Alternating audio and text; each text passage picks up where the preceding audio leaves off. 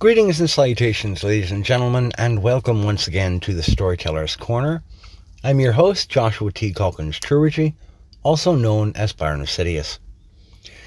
Today in the Storyteller's Corner here, I will be sharing with you a storyteller's review of Negative Space, a novel by B.R. Yeager, copyright 2020, when it was published. Every now and then, a bibliophile will go in search of something to read that defies easy categorization. They'll seek out recommendations that might normally be from sources they don't typically trust, because there's danger in allowing one's sources to become overly homogenized. It's the same reason that, as much as I don't enjoy young adult fiction on the whole, especially young adult fantasy or sci-fi, I will indulge in it perhaps once every year or two. It's sort of like tuning in to MSNBC for 1 hour per month. Sure, I know that 95% of the airtime will be full of lies, mischaracterizations, and errors, but every now and then they'll stumble across a legitimate truth or observation that is elucidating. As the saying goes, even a blind pig occasionally tracks down a truffle. So it was that when looking for some bleak horror fiction to read on Reddit, a site that I normally avoid like a pyrophobic might cringe away from a bonfire, I stumbled upon a short list of 3 novels that seemed to all share a consensus of high regard from the questionable psychopaths who frequent Reddit like an Amish attends church. I jotted the titles down quickly and went in search of them, and thanks to my various online book club memberships, I was able to quickly and easily secure 2 of those 3 titles. The third one eluded me for a few extra days, but I did ultimately get a hold of a copy. On the 23rd of September, I finished reading the first of these suggestions, Negative Space by B.R. Yeager. To say that the mechanics and style of this work are abnormal is to say that windows let in light, or perhaps that Los Angeles has a few crimes perpetrated on any given day. Let that settle in for a moment. And what can perhaps be best described as a deliberate choice to eschew the norms of storytelling technique in search of writing weird fiction, Yeager crafts a new piece of cosmic horror / weird fiction, a subgenre often associated with the likes of H.P. Lovecraft, Peter Straub, Stephen Vandermeer, for readers to engage with. The question for folks like myself is the resulting work worthy of connecting with? The result is, as I'll go over here, a bit of a mixed bag. Characters, 7 out of 10.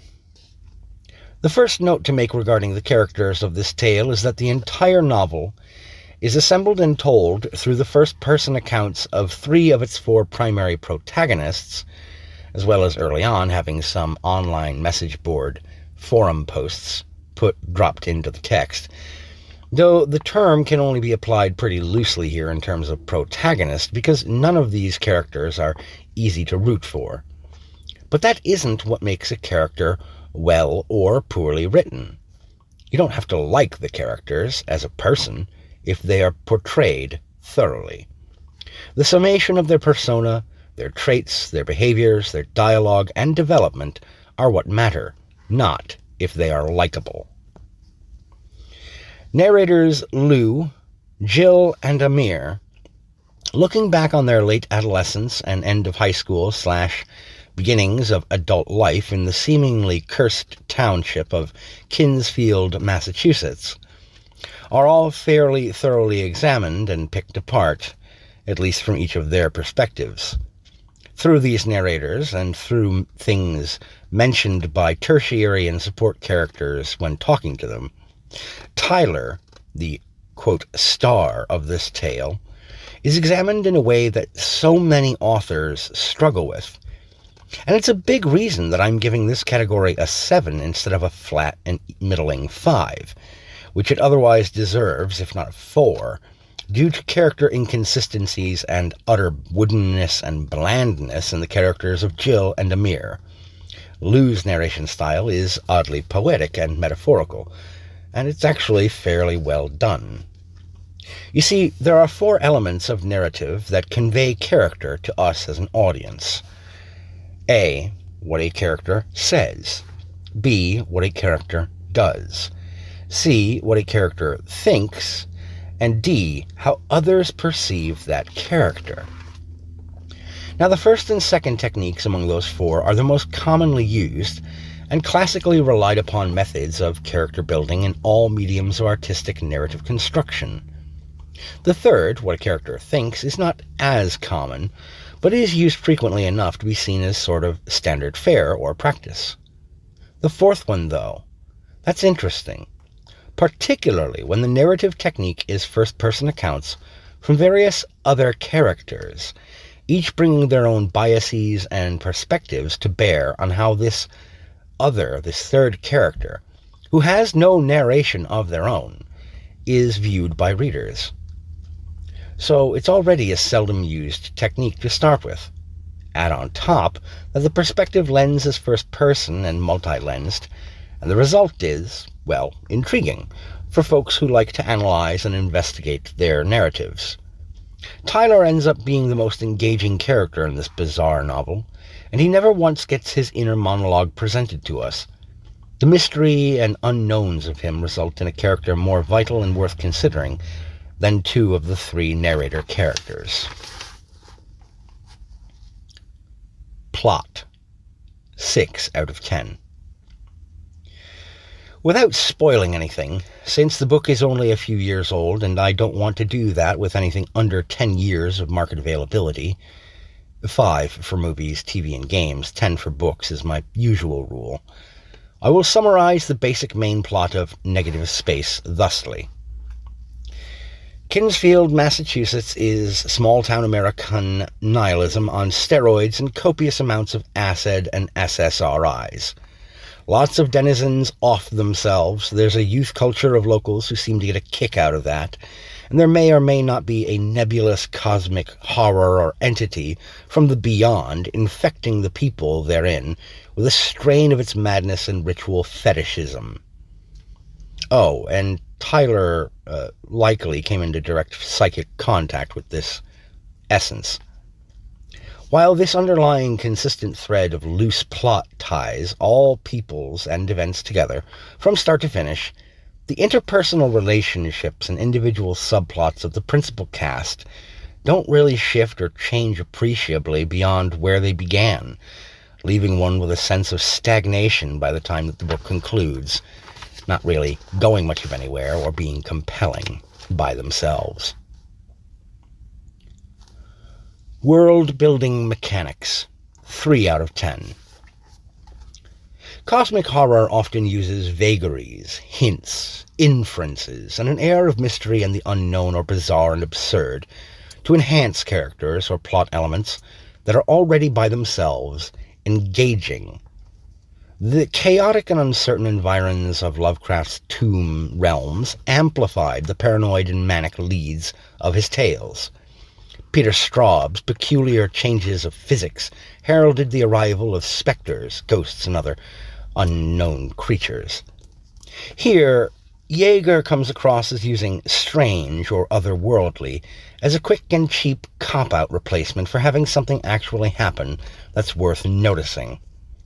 Lovecraft and his contemporaries in cosmic and weird fiction used oddments, inexplicable phenomena, and non-Euclidean physics and poetic linguistics to add both heft and flavor to their material.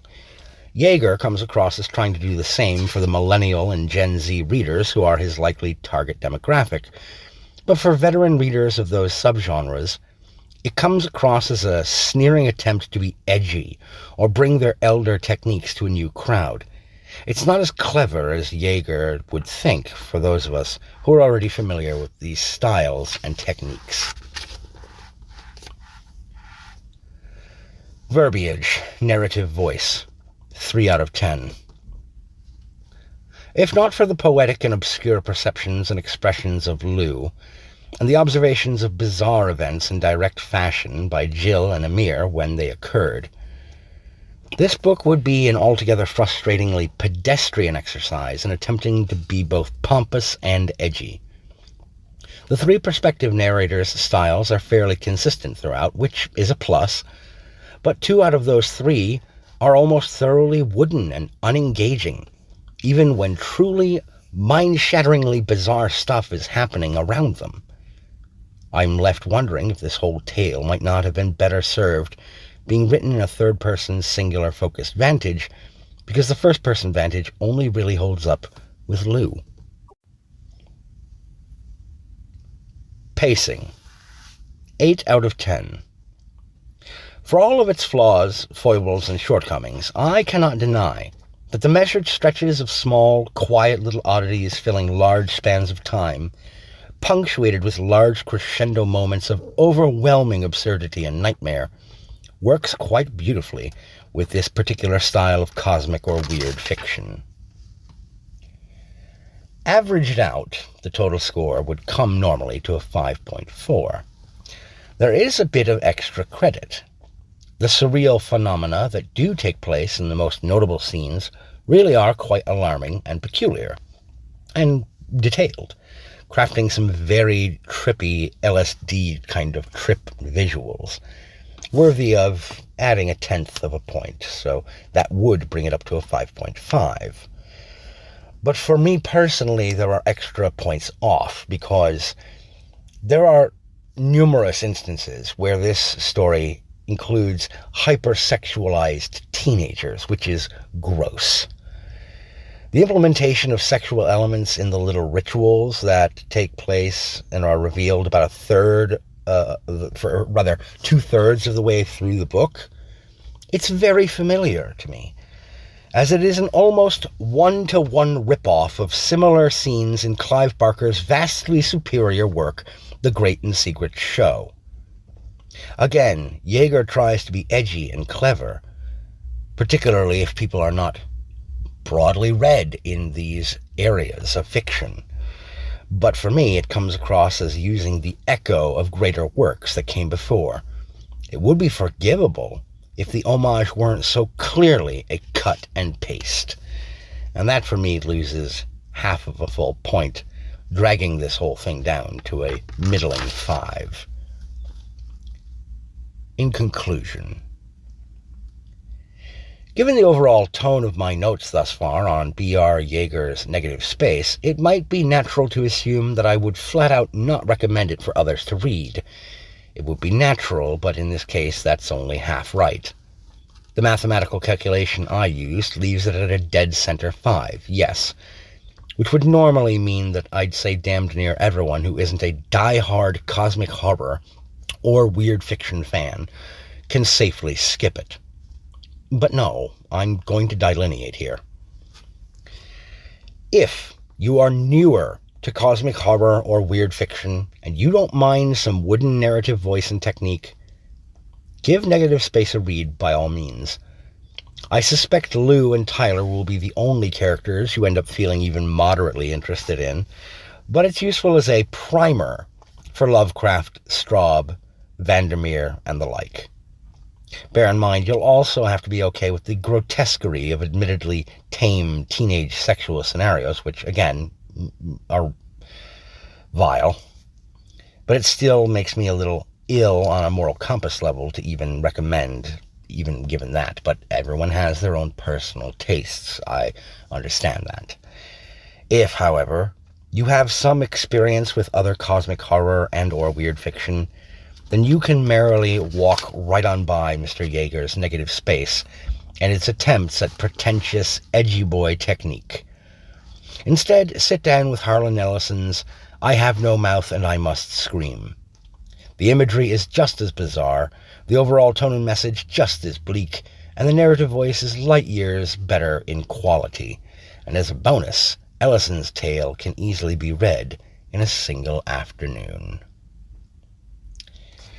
That is my review of B.R. Yeager's Negative Space. Thank you for tuning in. Thank you for listening. I ask that you take care of yourselves. And as always, folks, keep reading.